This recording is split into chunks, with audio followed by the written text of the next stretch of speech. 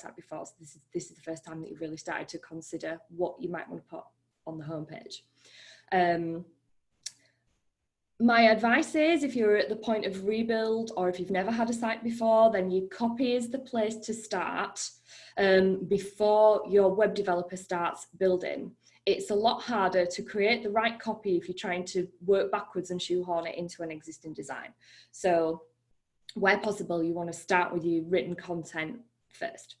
But before you start writing, there are a few things that you need to think about. So first of all, what are the goals of your website? Why do you have a website? It might be that you want to generate leads, you might be growing a mailing list, maybe you're wanting to convert your leads into prospects there and then on the site. Maybe all this is already happening and you just want to improve those results. Same if you're wanting to drive sales, maybe you want a sale to actually complete and close on your website. Maybe you want to improve your number of conversions. Perhaps you want to have somewhere for content for your sales team to support them if they're out face-to-face and you're helping them convert in that environment. Maybe you just want people to have a better understanding of what your product or service does, and you actually don't necessarily need it to directly generate anything. But whatever those goals are, you need to figure out what they are before you start writing, creating any content, and putting your website together. The next super important thing to consider before you start writing is your audience.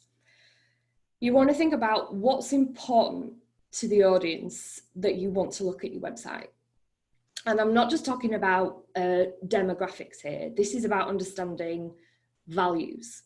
So your values are ultimately what are going to drive people to buy. It's why someone will cancel an £8 a month life insurance policy instead of a £100 a month Sky TV package because they're trying to save money. You know, when you're thinking about that in a logical way, you think, well, actually, maybe my life insurance is more important, but it's telling you something about their values when they want to keep that luxury of Sky TV over something that costs less and, you know, some people might consider to be more important. So basically, they've got a belief about why one thing is more important than the other. And that belief, that value, that will transcend traditional demographics, which is why you need to think about it from a what's actually important to my audience, what's driving my audience, and what problem do they have? What are they hoping that you can solve for them? And therefore, what kind of language do they want to hear when they're on your site? Do they need to feel like they're reassured? Do they need to feel like they've found other people like them? Whatever that may be, you need to consider your audience primarily, again, before you start to write the content. The next thing to think about with your homepage is it might not be the first thing that people see on your website. I think we often assume and think of a website homepage as being that very first page that people will land on, and it's not necessarily the case. It's definitely not outside the realms of possibility that website visitors are going to be coming from another page on your website first, particularly if they've been sent there from another website. So that's why your homepage is not necessarily about making a first impression, but it's about creating a hub of information and creating a hub of the right information. Which is why you need to give the people what they want. What are people actually on your homepage for? So talking about your homepage in isolation rather than the entire website, what specific information do they need to see on that page?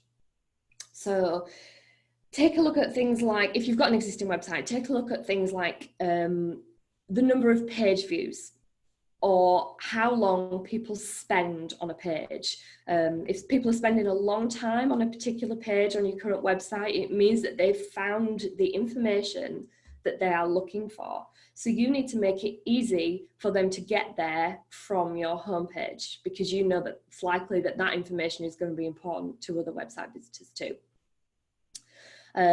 So get to grips with what your audience are currently doing on your website, so you know why they've arrived at your site and what they're looking for from that homepage.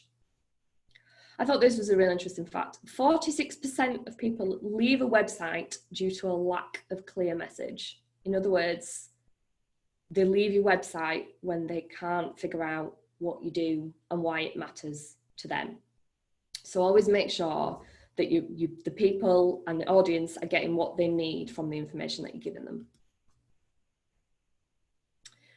If you are just about to build a website, or maybe you've not had much traffic on your previous website and you can't really figure out what people are currently doing and what's useful, this could be helpful for you to figure out what kinds of things you need to include. So 86% want product or service information. 64% contact information, and 52% want about us information. I think the contact information one is a pretty important point, because I think a lot of people go to a website homepage in the assumption that they will be able to find that information, and then they'll get a little bit miffed if they're then trying to sift through and find contact pages. So it's an obvious one, but make sure that your contact information is on there. The about us information is not necessarily, again, about putting all that information on there, but making sure that you start to signpost to about us information, because that's what people want to read.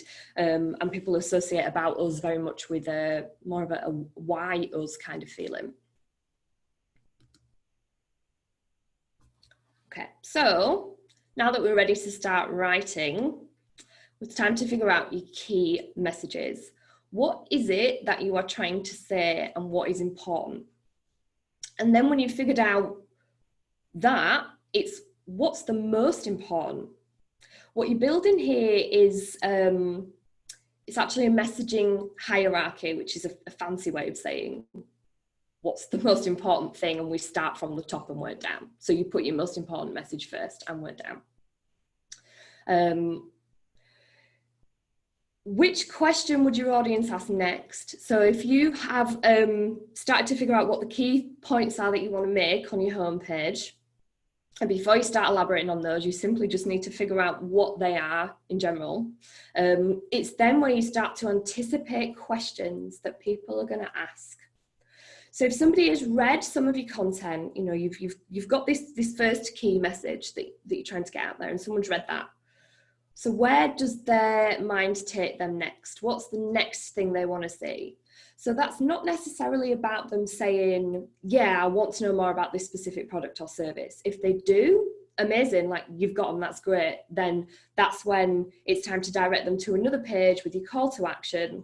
But if they're not convinced enough to click on a call to action button, and I'll come back and talk about call to actions later, then that's where you need to think about giving them the next thing on your homepage that's an answer to that question, that's holding them back from taking the action that you want them to take at that point. So put your key messages together and then start to form those key messages into clear headers, because what we're doing here is dividing your homepage into sections of content. We're thinking about how to talk about results, how people's lives are going to change after they've started working with you. And so you can keep asking, so what, to get yourself to that end result. Things like people will talk about, we're a family run business. So what? Why is that important? Why are you telling your audience that you're a family run business? It's probably because you're trying to appeal to an audience that has got particular values, that want to feel like they've been looked after, that want to deal with a family business because they might feel like it's smaller and more personal. So you've got to talk about the so what. Why do we want to get there? I once heard somebody use Johnson's baby shampoo as a really good example of this. The feature of Johnson's baby shampoo is that, you know, it doesn't have any harsh chemicals in there. So when you ask yourself, so what? You say, well, it means that it's not going to irritate a baby's eyes. Well, so what? Well, no more tears. That's your result of your bath time, no more tears. So this is what you're trying to do with your headers. You need to keep saying, so what? Why is this message important? What is that end result? And telling people what's in it for them. Something that you don't need to do on a website is say welcome.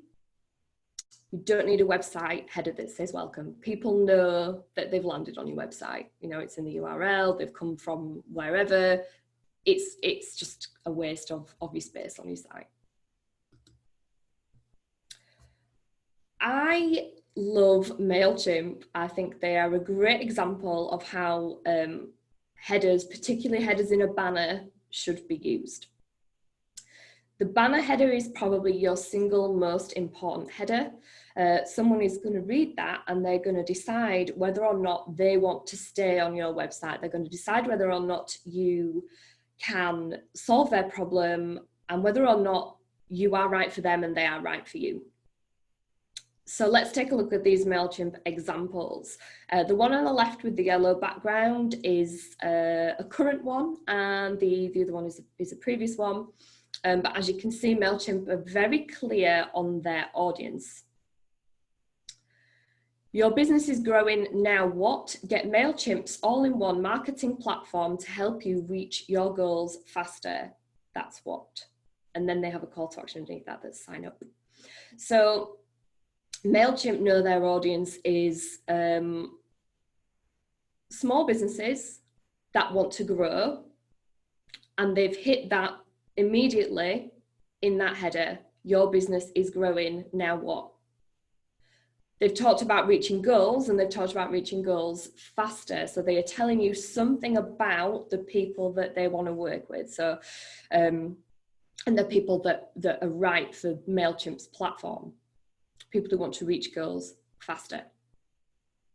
Similar again with the other header, you can see the same kind of theme, they're talking to the same kind of people. It's all within your reach. Again, it's coming at things from a goals perspective, from a small business striving to achieve something. Again, they've called it our all-in-one marketing platform. It's giving you that vibe of simplicity. Again, aiming at small businesses who maybe don't want to learn several platforms because they're short on time. So they're giving you the all-in-one. And again, they've talked about goals in this second example as well. Your goals will fall right into place. So that's that. I think MailChimp are a great example of getting that first header right. If you look at the rest of MailChimp's website, specifically their homepage, but the whole website is done in this format. They again are very good at following this sharp, grabbing header, small piece of content, call to action afterwards. So their website is very well divided in this way. You can see some more examples here that I've pulled from their homepage. Automate your marketing and reach your people. Again, it's talking about results. And this is what you want to start thinking about for your key messages. You can see on here, they've got new. So they're letting you know that this is a new feature. And then again, they've got a powerful header on that one.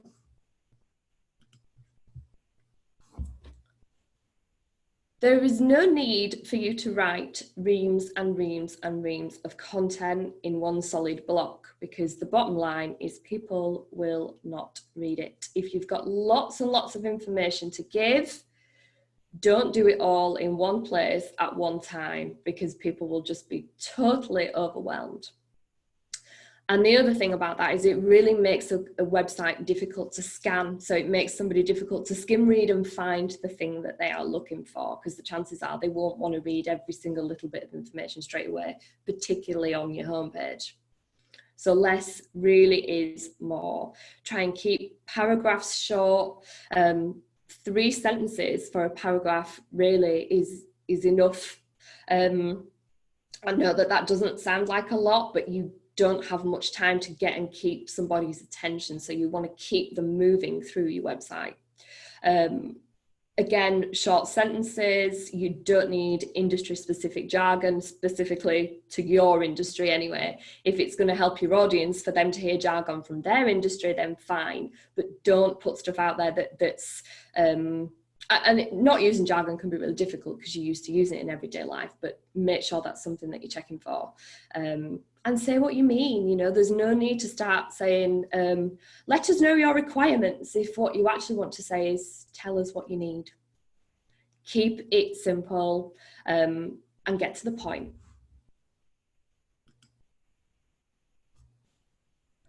I mentioned call to action earlier. A call to action is essentially you telling somebody what you want them to do next.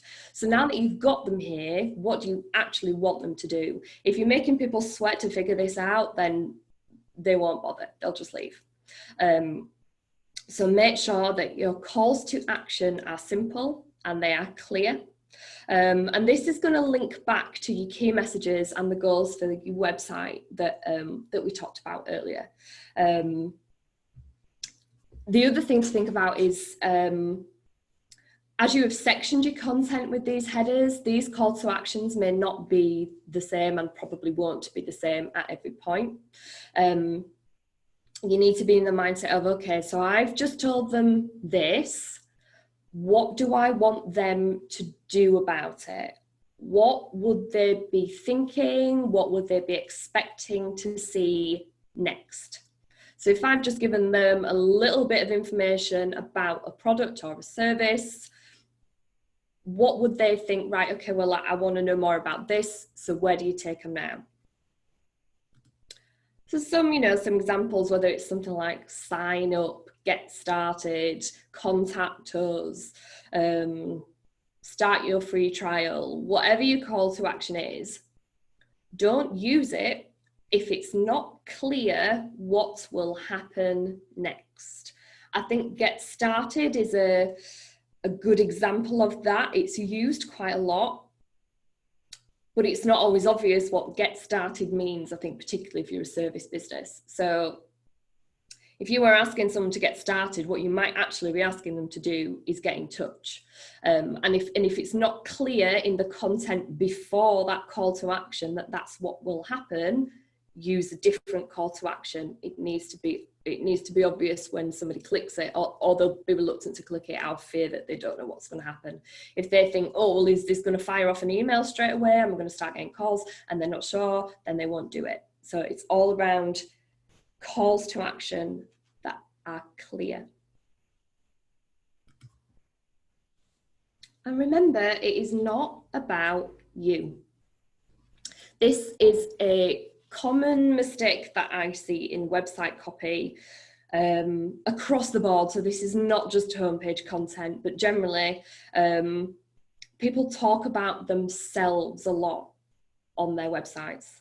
And that's not what people are there for. Sounds a little counterintuitive, but it's not. They want to hear that you know them, that you understand them. They want you to talk directly to them. So if you are starting every sentence, every header, whatever you're writing, if it's all starting with we, us, our, we think that, we believe that, our belief is, etc., then you're not addressing your readers enough. The word you should be in your website copy more than the word we.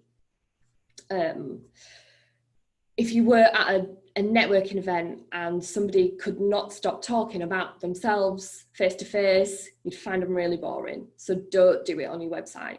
If you wouldn't do it in real life, it doesn't belong online either. Because your website is ultimately there to help you build relationships. So if the only change that you make today to your website copy is you go back and you flip it all on its head and start using you instead of we, then you've already made it significantly better without doing anything else. Make sure that you add testimonials to your website homepage. Testimonials help with credibility. They help you seem trustworthy. I once heard someone refer to them as a way to mitigate online stranger danger.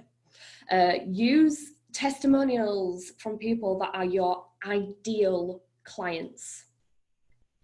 Your readers are looking to see someone like them from testimonials. So they want to see someone like them who has used your service or bought your product and had great results. And that's going to make them feel like they're in the right place and that they are safe to use you. If you've got an amazing testimonial from someone, but they're not really your target market and they're not really the kind of work that you want to attract again, don't use it, as tempting as it may be, because it's lovely for people to say great things about you. But if you use it, then you are more likely to attract more of that. So make sure that the testimonials that you use are actually relevant to what you want to bring to your business. These questions are just a few examples, something that you could use, very simple when you're asking people for testimonials. You get them to answer these questions, and then you can just pull these questions out and kind of sandwich it together. So the first question is getting them to tell the story around their problem. The second question is drawing out what's most valuable to them about you and what you do. And then the third one is talking about the results that they've achieved by working with you.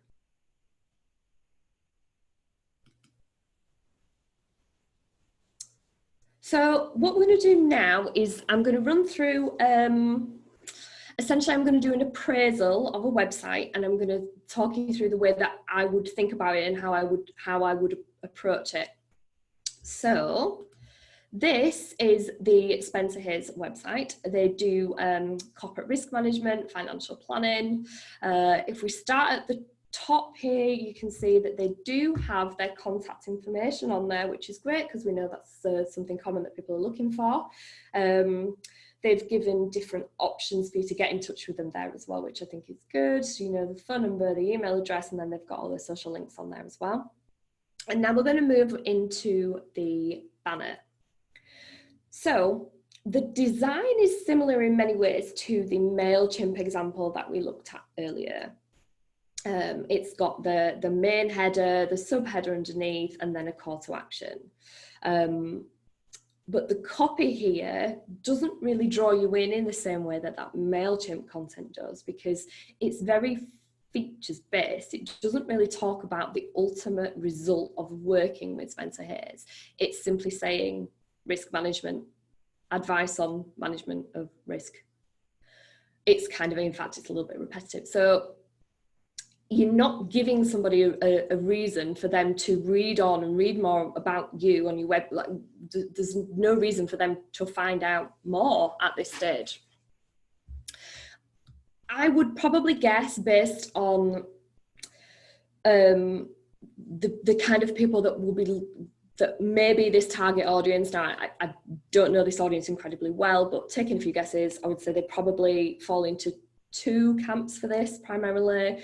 We're looking at people who are very risk averse, people that believe in this product and service, that believe in the result.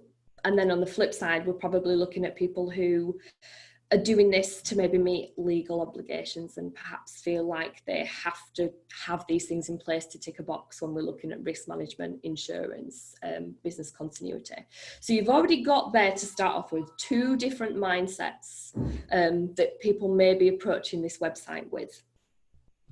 So if you think about the people that we may be considering as more box tickers, so at a very simple level, again, they might divide themselves into two further mindsets, where the ones that are driven by cost, because they don't see the value, they perhaps feel a little bit resentful at the fact that they have to get these things in place, and therefore they might just simply want it to be as quick and as cheap as possible.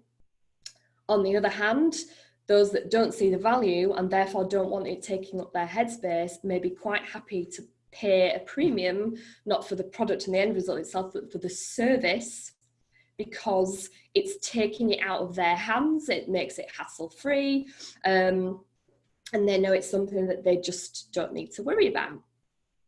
Then when you go back to the people who are really risk averse and would have all these things in place, even if there was absolutely no legal or contractual obligation whatsoever, they're probably less likely to have cost as any kind of objection. They might say it's cost, but it's probably not the real reason that they're not buying. So as you can see, now that we're starting to think about the way that people are considering this product, this service, and what's important to them and how they value it, we're starting to think about the choices that we want to make for the audience that we want to attract, and therefore the choices of language and words that we would use to attract this audience in a header. So if you're saying words like it's simple, it's hassle-free, then that's where you're starting to look at the people who want to pay for the service because they just want to get it done and they don't want to worry about it. If you're starting talking about, you know, we're highly experienced and we're really thorough, then you're starting to address those people who see the value in that product and that end result. Equally, if you start throwing words in there like cheap, quick, simple, then you're looking at that other group who is just wanting to get the cheapest price and get it done and get it off the hands.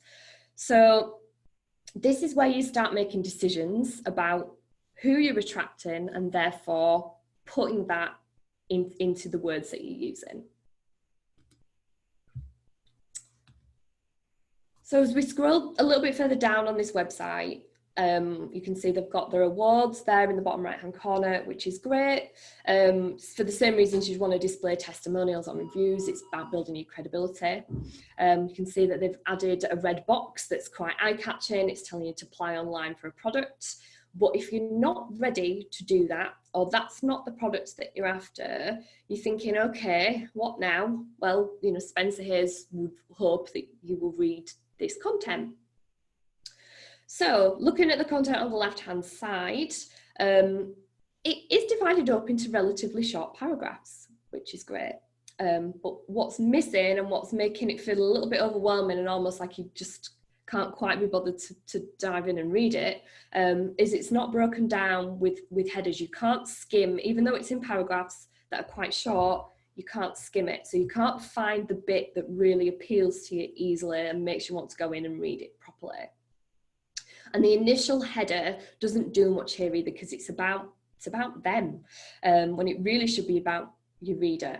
And if you cast your eye down the starting word of each paragraph, it's either we, our, or Spencer Hayes. So everything that they talk about starts with them instead of them putting their customers first in the content. And they're also talking about their clients in the third person. So they are referring to their clients as our clients instead of addressing the reader directly and saying you.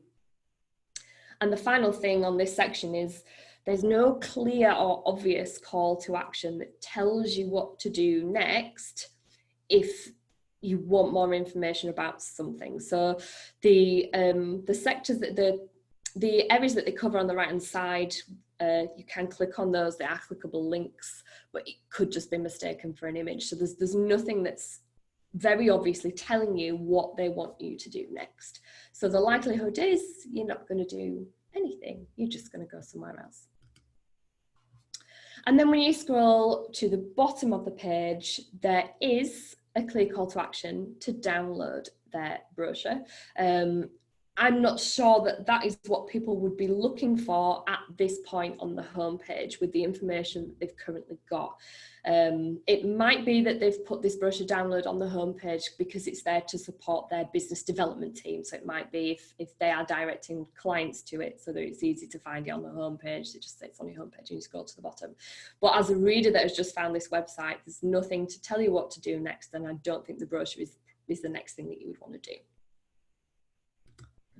So now that we've got a little bit more into the mindset of how we need to be thinking about the way that we write and the things that we say and the way that we divide up our content, let's take a look at what I think is an example of a really good homepage. This is a company called Unbounce. Unbounce really should have great homepage copy because they help you create custom landing pages yourself without needing a developer. So again, similar to MailChimp, the example I looked at previously, they've got their very clear header. This actually scrolls through 3 versions, and I think it says convert more leads, convert more sales, convert more customers. So they've got a very obvious key message, convert more. You can see underneath, they've gone into a little bit more detail, create landing pages with no coding required, highest converting possible, and then they're asking you to start a free trial. And note that they've said start my free trial, not start your free trial. They've named a few brands that they've worked with, again, for credibility. They've picked brands that they are hoping you will know. I mean, I know Campaign Monitor and Later. As you scroll down, you'll see the next section of content is, again, another very clear header: design beautiful landing pages that convert more. They've used the same words again. They've used that same result again in that header. They've got a very short piece of content here. It's just a couple of sentences long. And then you scroll down again and you'll see they've pulled out 3 features to talk about from a benefits perspective. So build any page on your own. So you read that and you're like, oh, so I can do this myself. I don't need to be a web developer. They've put a clear call to action here at the bottom. But if you're still not convinced, create the exact page you want. You're thinking, yeah, hang on a minute. I was thinking, well, I'm not a developer. What if I have to make some kind of sacrifice in design because I can't get it to look quite right and it's never exactly what I want, like it is when I'm doing, I don't know, a MailChimp email, and you know, they're drawing on what they know you're going to be worried about, what question you're going to ask next. So hang on a minute, if I am building this page on my own, how do I create the exact page that I want? And then again, they've moved on to continually grow your ROI. So they're talking again about, it's another way of saying converting more leads, more sales. If you're still not convinced, then they've said, see the difference landing pages can make, learn more. This likely takes us to case studies, so you can see examples of real life examples of where this has been used. The next section, as you scroll down, build high converting. Again, we've got a variation of converting more. We're talking about converting. They've also thrown in faster. And then they are talking about marketers here. So after 10 years of powering marketers, so they know their audience, they know that their audience is likely to be people in marketing in an agency, or the head of marketing for like an e-commerce business or whatever. And they have very clearly divided their audience up so that you know who is like you. And you simply click on the relevant one to learn more. So you think, oh yeah, I'm an agency, that's me. And you click and it will take you to the relevant information. Here they've got a testimonial. And then they've got a little bit more information again. So they're continually going, right, okay, so what would somebody want to see next? Well, we've told them what we do. We've told them what the result is. We've told them who it's for. Now we're going to show them who it's worked for and that it does work. We're giving them that proof. And then they've just got some more content here that they've created. That's a report that they've created. And then finally, right to the bottom, it takes you to their final call to action. You're thinking, okay, if somebody's not quite all in yet, how do we get them in? Well, maybe they'll want to see it for themselves, so we'll give them a preview. But now let's go back to the start your free trial message that we had at the top. Note that they've got their call to action of get started now, but it's obvious what you are doing when you're getting started. It's not going to fire them off an email saying that you want a call back or whatever. You know that when you click get started, you are signing up for a 14-day trial.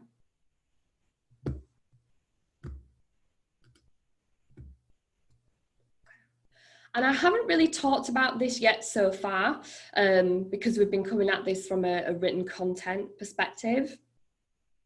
But the final thing to note is do not forget the importance of design and user experience. That's what UX is, it means user experience. 2/3 of people will not read your written content if it is not laid out well. That's a really significant amount of people that need something to be beautifully designed and aesthetically pleasing for them to actually want to read it properly. Great content is what converts, but a design and user experience is all part of that creation of your content. It's not just about the writing, and these things need to work together. So make sure that it looks good, it works well, and that the information that you've got written is clear in the design. So that's my final point there for the website homepage. Make sure that you consider design and user experience. Make sure you work with people who know what they're doing from this perspective if you don't, and they can help bring your copy to life on that webpage through great design. Okay, so we are 40 minutes in. I've rattled through that. Does anybody have any questions? I don't know if Mike has muted you all. Can everybody unmute themselves if there's anything they want to ask?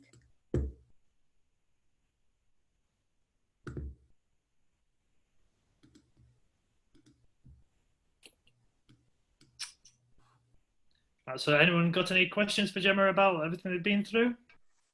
No, I just want to say thank you. The timing is perfection. This I have to do this week. So when I saw this was available, I was beside myself. So just want to say thank you so much.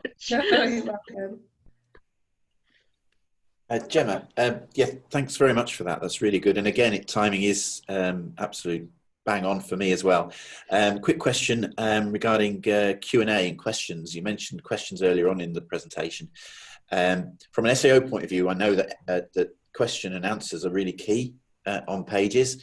How would you build in questions and answers? And obviously you're thinking about their pain points, I suppose. Mm-hmm. How important would you say question and answers are on a page, and on the home page particularly? How would they fit in? I can understand that from a service point of view and a product point of view, but homepage, where does that fit in, do you think? Yeah, I think that's it's a bit of a how long is a piece of string one there, because I think it depends on what you do. I personally, from a usability perspective rather than SEO, I like questions and answers like FAQ type things to be rather than in one place, because I see that a lot where they're on, like, there's one big FAQs page. I like ones that are relevant to that page that you're on. So I think some questions absolutely in an FAQ style absolutely do have a place on the homepage.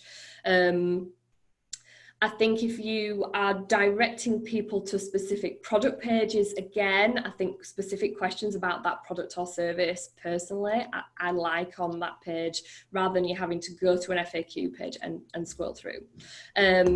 Yeah. I think from an SEO perspective,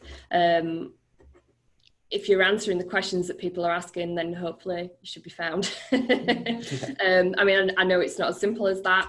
An SEO I always find is a difficult one, because there are instances where I know that you would need to sacrifice some readability and impact for SEO purposes. So again, I think you need to consider if an SEO strategy is suitable for your business. Like, I know for us personally, we're not too bothered about being found on Google, actually, because we can drive the traffic to our website that we want. So we would always put great content first in that instance, but I understand there are a lot of businesses where SEO, they need to be found on Google. It's very competitive.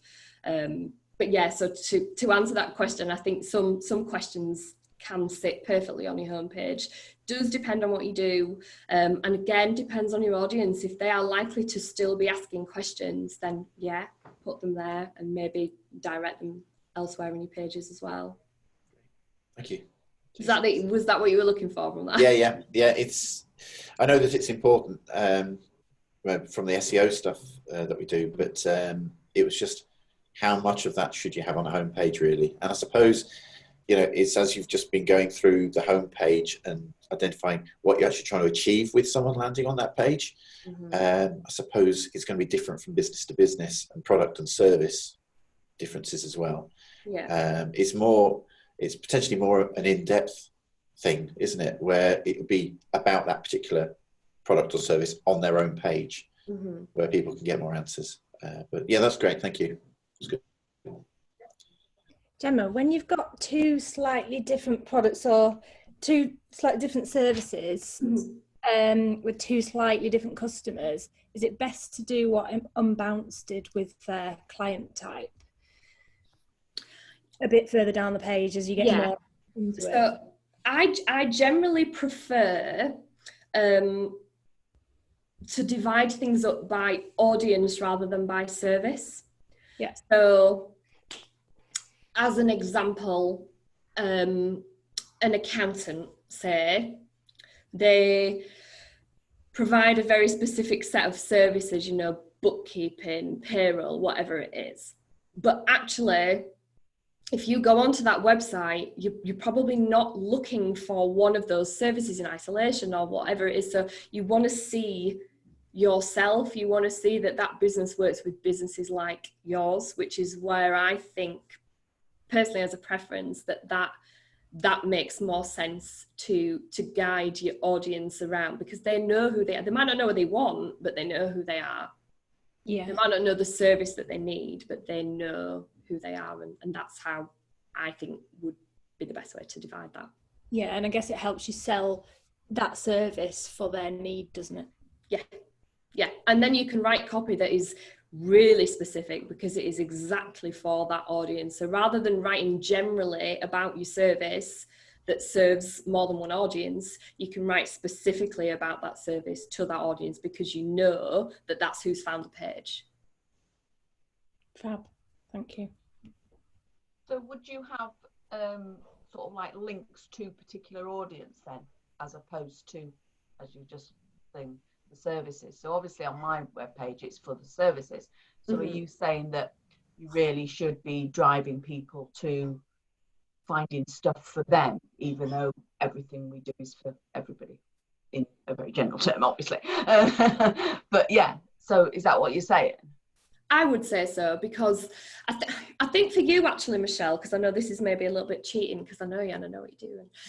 I would say for you, I think you probably need to approach yours from more of a specific problem that you solve rather than a service perspective or a sector, because you work across sectors, but the thing that they have in common is a problem. You know, I don't have the time to do this thing. I feel stressed or whatever it is. And I would consider that approach, I think, for your homepage of how to divide people up with a shared common problem, and then you will then talk about the services that solve that problem, because again, like I've just said to Fliss, people might not know what they need from you.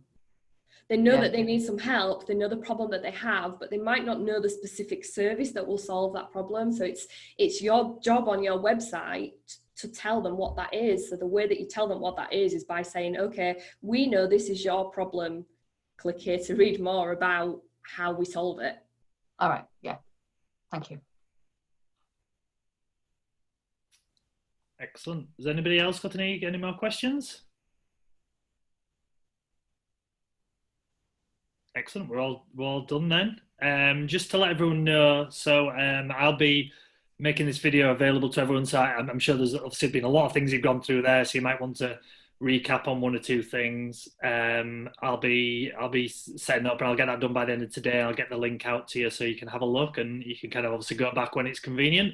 Because by the sounds of it, there's a few of you working on your website at the moment, so you may want to dip in and out of this video over the next few weeks. So yeah, that'll be available. I'm sure if Gemma's, you've got any questions that pop up, you know, like most things, about an hour's time, you'll probably think of something you wish you asked. I'm sure Gemma will be more than happy to take those questions. Obviously, come directly through me, or I'm sure most of you've got Gemma's details anyway. I'm sure she'll be happy to answer that. Yeah, if anyone wants to email me, it's gemma@socontented.com. Perfect. Well, yes, thank you everyone for your time. Hope you found that really useful. Like I said, we're going to be moving and doing this on a regular basis with various different subjects from mid-early September. I'm just kind of putting that program together. I know there's a few of you on the call that will be involved in that, so I'll be putting that together over the next week or so, and we'll have that, and there'll be hopefully more of these sessions we'll be able to do and kind of really help out. So if no one's got any more questions, enjoy the rest of your day. Oh, great. Thank you. Thanks, everyone.